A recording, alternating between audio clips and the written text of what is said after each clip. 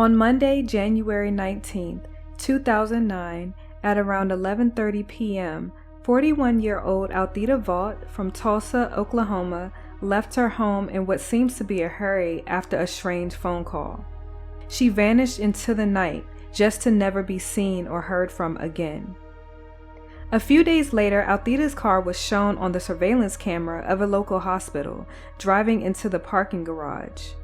A little over 30 minutes after, an unidentified truck is shown on the camera driving in, then leaving out sometime after, while Althedia's car never left.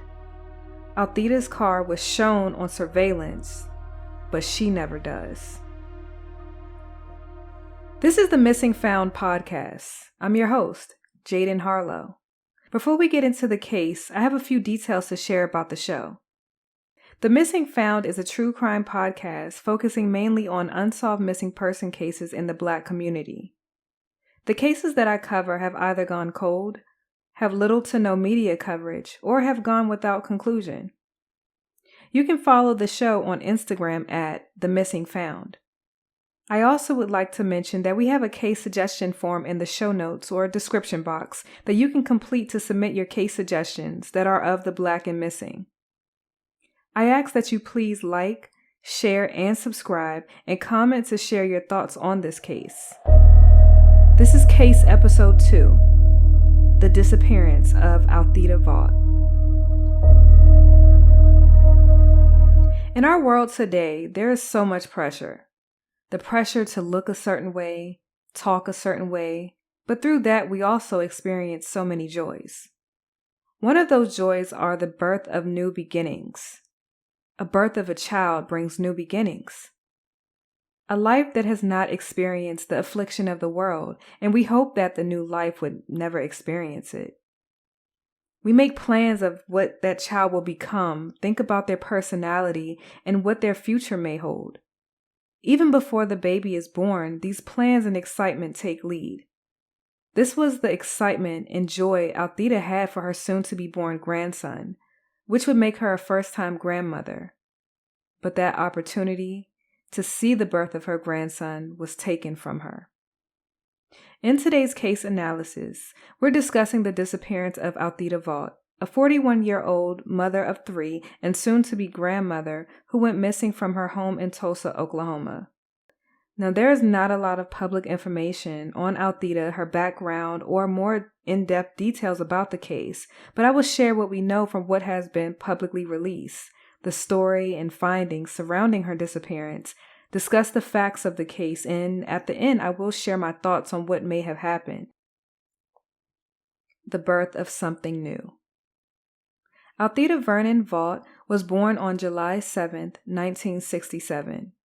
Into her adult years, Althedia worked at a nursing facility called Tulsa Nursing Center for 10 years as a certified nursing assistant and was considered to be a reliable employee that would not miss work without proper notice. She helped the elderly, in the nursing facility. She did that for about 10 years. All her elderly people loved her. Althedia is a mother of 3 adult children, 2 sons and 1 daughter, but lived with 2, Tiana and Emmanuel Thomas. All 3 lived at the 3600 block of South New Haven Avenue in Tulsa. Tiana, Althedia's daughter, was pregnant with a baby boy and expected to give birth any day. Althedia was excited about becoming a grandmother and would not miss the birth of her grandson for anything. A strange call. On January 19, 2009, it was a regular night for the Vaught residents. Althedia was doing some light cleaning before bedtime. Around 9 p.m., Althedia started getting ready for bed.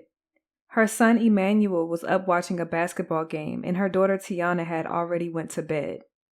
At around 11:30 p.m., Althedia received a phone call to her cell phone. Emmanuel was still up at this time, and he did hear her phone ring, but could not hear the conversation. He recalls not hearing his mom say much on the call. It is not known how long the call lasted or if or what Althedia said during the call. Afterwards, Althedia was heard leaving out of the house and left in almost an abrupt fashion with only her cell phone, in her pajamas, and without announcement, which is uncharacteristic for her. and that was the last time her children saw her. Now, I also want to note that her son Emmanuel did not hear her car start. This is not to say Althea did not get in or drive her car, but he did not hear it start. Now, I will go into this with my opinion later into the analysis. At around 2 a.m., Tiana, Althea's daughter, gets up to go to the bathroom. She noticed that her mom's TV and heater was still on. At this time, no red flags were raised because she assumed her mom just fell asleep with her TV on. So Tiana went back to bed. A missed shift and a concerned boyfriend. The next day, Tuesday, January 20th, 2009, Althea had a shift for 7 a.m. at her job at the nursing facility. Althea had a boyfriend named Chris Smith, and he was calling her phone, and he was just not getting an answer. At around 1 p.m. on Tuesday, the same day, she did not show up for work. Chris, Althea's boyfriend, contacted her daughter Tiana to see if she heard from her. Chris instructed Tiana to contact her job since it was unorthodox for her to not answer. Understandably concerned, she contacted her mom's job and found out that Althea did not show up for her shift. Tiana and her brothers called Althea's phone, and it went straight to voicemail. Tiana went to her mom's room and noticed that the TV and heater were both still on, but her pajamas and slippers were gone, and her bed was made as if she never got into the bed that night of January 19th. Tiana reached back out to Chris to report her findings, and Chris instructs her to report her mother missing. Tiana reported Althea missing. Almost right away, Detective Marcus Harper from Tulsa Police Department began looking into her case. Detective Harper started speaking with family, neighbors, and co-workers to see if they knew anything or if neighbors saw her leave out the previous night. Wherever she was going, she wasn't going far or wasn't going to be gone for a long time. The employees at her job were adamant that it was unlike Althea to miss work without proper notice. Althea attended work pretty regularly and was very reliable. On January 23rd, Tiana gave birth to her baby boy, all while Althea has not surfaced or made any contact.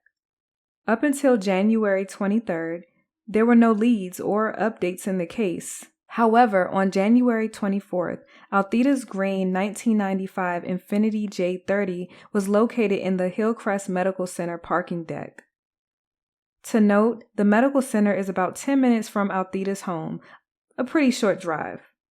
Once Detective Harper heard about the vehicle, the PD placed a no-touch hold on it to preserve the vehicle for evidence.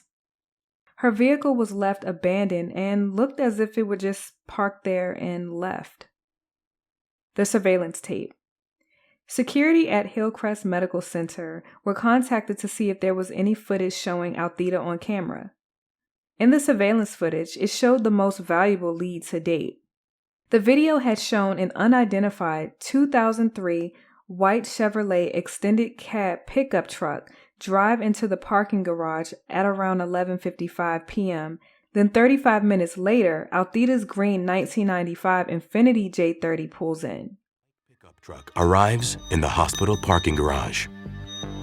About 35 minutes later, Althea's car drives in. No other cars enter or exit between the time the pickup pulls in and Althea's car arrives. No other vehicles enter the garage at this time.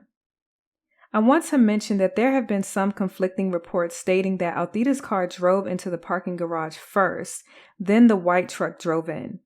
The white truck had a distinguishing insignia of 3 triangles on the left door, and because of the angle of the surveillance camera, you're unable to view who was driving the truck, and the same with Althea's car.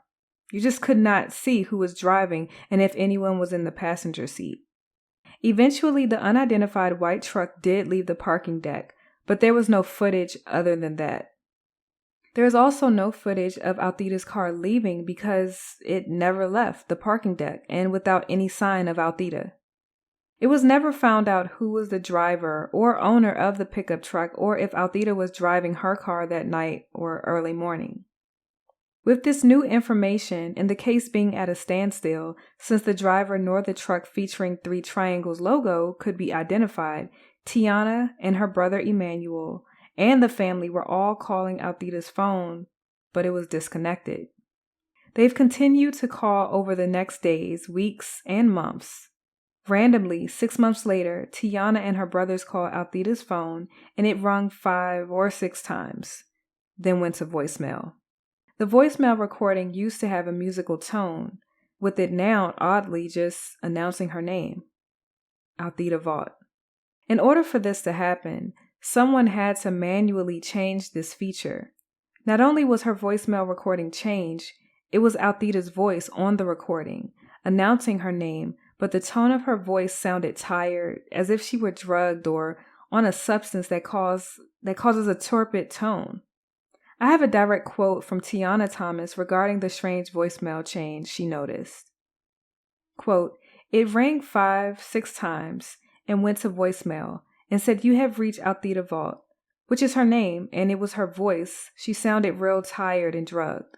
We called back and a guy answered named David, and he said he got the phone from Cricket and couldn't get that voicemail off there."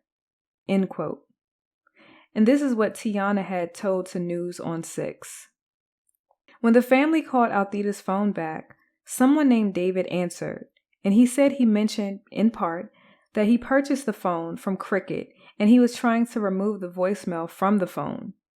If you purchase or get a phone from Cricket Wireless, why is there still the previous owner's voicemail still on the phone? Wouldn't the phone be wiped clean and prepared for sale? After that, there has been no new leads or updates in the case. So let's get into the facts. The fast facts. Fact 1. Althedia was a reliable employee who did not miss work without proper notice, and she typically informed her children where she was going. On January 19th, she did not. Instead, she left in a hurry. Fact 2. She still had her pajamas and slippers on, and her headscarf was also missing, so she may have had that on too, and only took her cell phone. This means she did not plan to stay out all night. It most likely was supposed to be a quick encounter, and it doesn't seem like she was prepared to go into a facility since she was in pajamas. And when I say facility, I'm referring to Hillcrest Medical Center, the hospital where her vehicle was found. Fact 3. Whoever called her must have had some form of sentimental value to her to leave home at that hour. Most likely someone she felt she can trust or someone she truly cared for. She was tired that night and preparing for bed. Fact 4. She would have not missed the birth of her grandchild. Fact 5. Altheida's home address to Hillcrest Medical Center is exactly 10 minutes and 4 miles away. Fact 6. The white truck entered the garage first. Then 35 minutes later, Altheida's car enters the garage. Remember, from Altheida's house to Hillcrest Medical Center is only a 10-minute drive. You know, this case was a tough one to cover. Not because of the lack of details, but more so because it just shows that one event can cause so much transformation. In this situation, that one event is the phone call. This is another case that I feel is solvable, and time was the most valuable asset, just like with every case. Remember, no one knew she was actually missing until she didn't show up to work and couldn't be reached that next day on Tuesday, January 20th.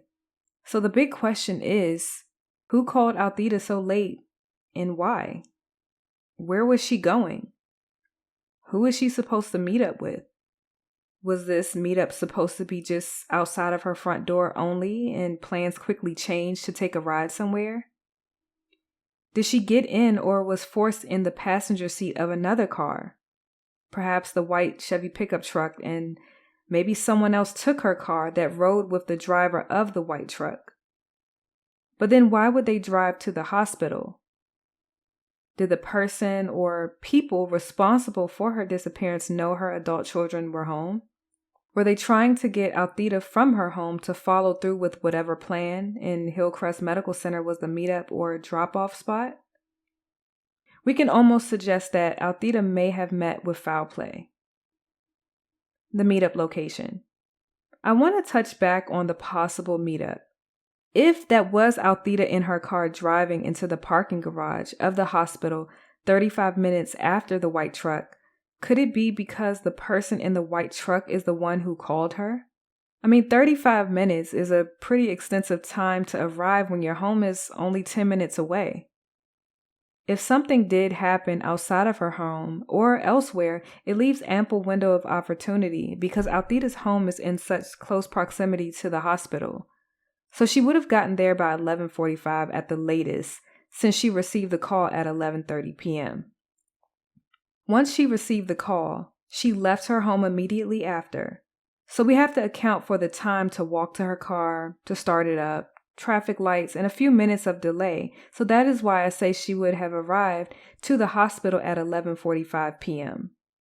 if she pulled off soon after walking out of her house and she drove her car versus leaving in someone else's. Like I mentioned earlier in the analysis, there are conflicting reports that says her car arrived first, then the white truck arrived. But that is not true. Altheida's car drove in to the garage 35 minutes after the white truck. This is why I believe there was a plot and more than one person was involved. It's a huge window of time for something to take place. Because the call came in to Altheida at 11:30 p.m., just 25 minutes later, the white truck pulls into the garage after that call. Do you see where I'm going with this? Whatever got her out of her bed and into the streets and with her pajamas, it means something was urgent and she had to go. She felt it was urgent enough to just leave without putting on actual clothes and shoes. Whatever Altheida was doing or wherever she was going, it was supposed to be quick and it was with someone who had to have some meaning to her.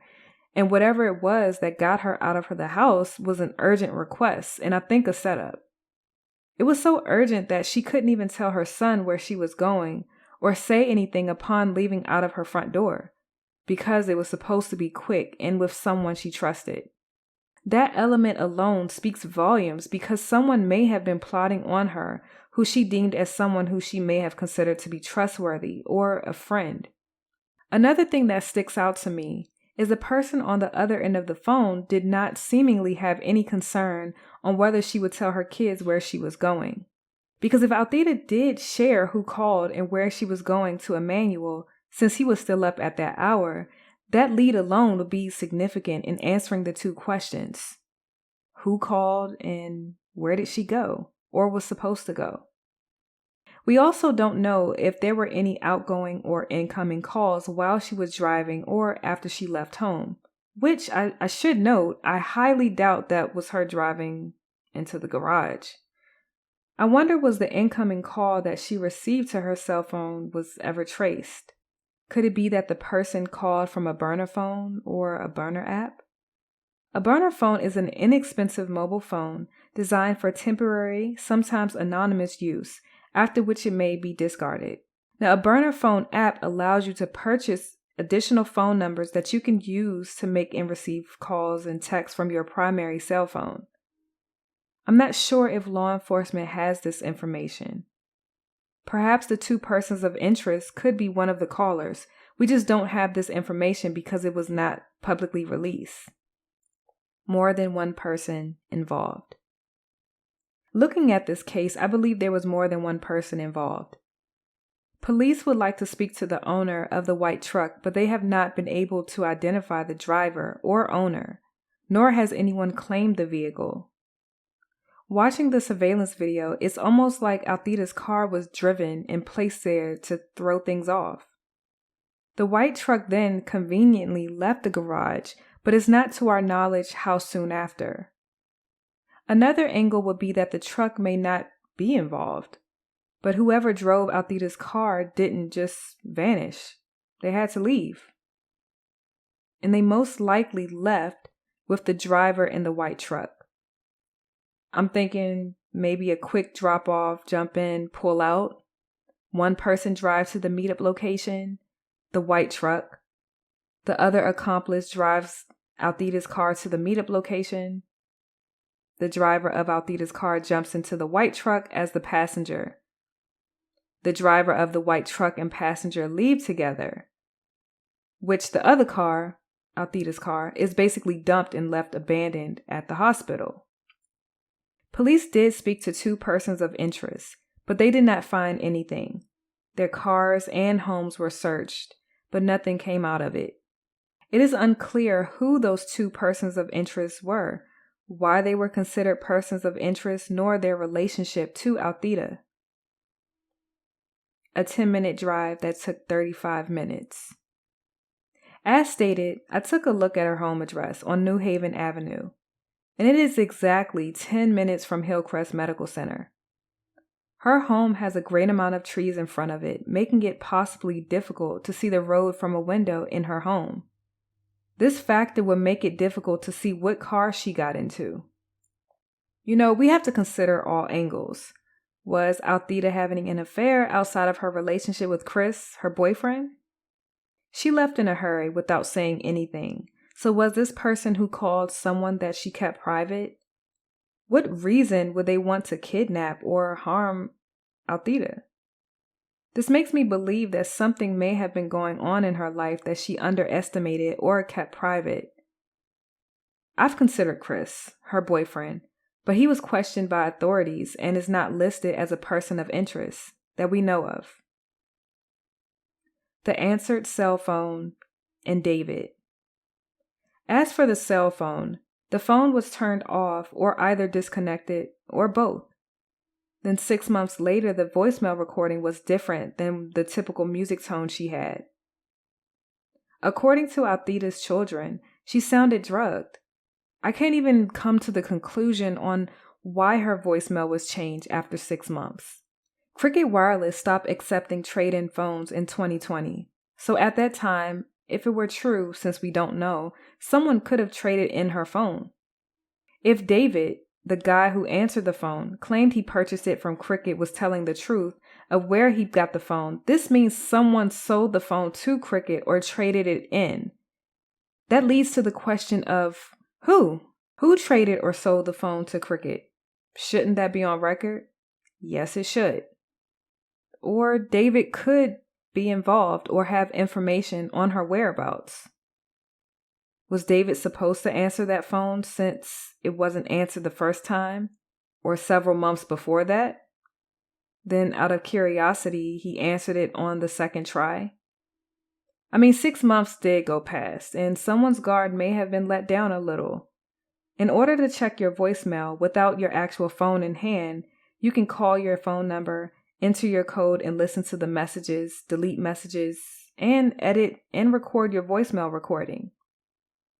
So again, why was Althedia's voicemail recording changed from music to the standard name recording? And how was her voicemail recording still attached to her phone that was either sold or traded into Cricket Wireless?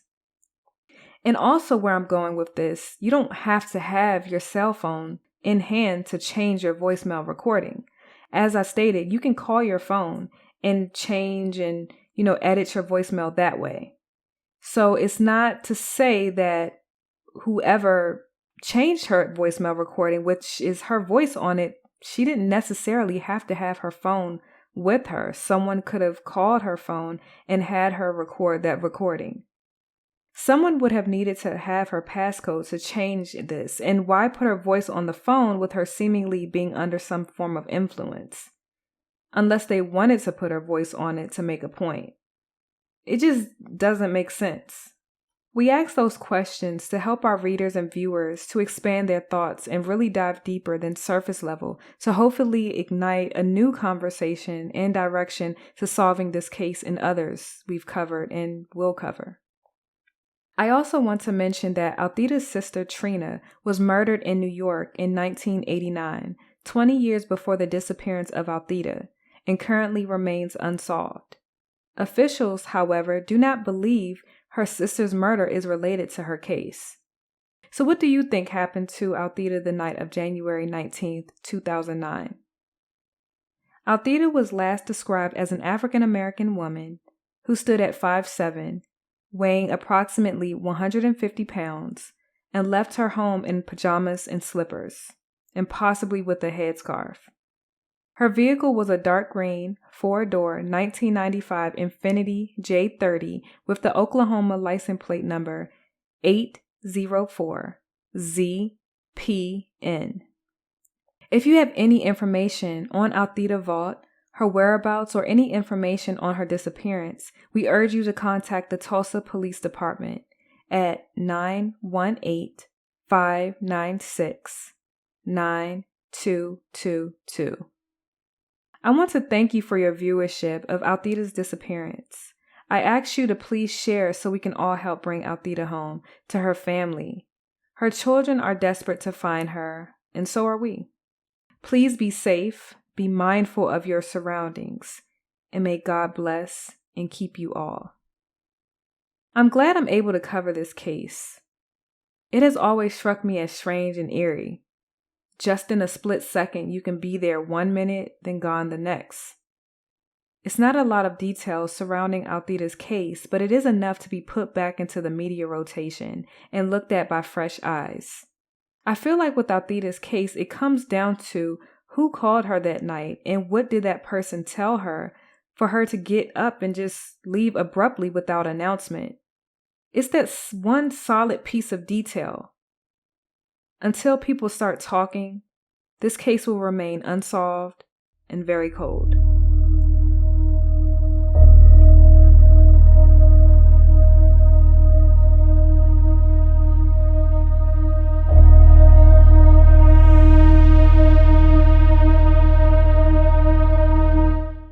If you keep my commandments, you will abide in my love, just as I have kept my Father's commandments and abide in his love.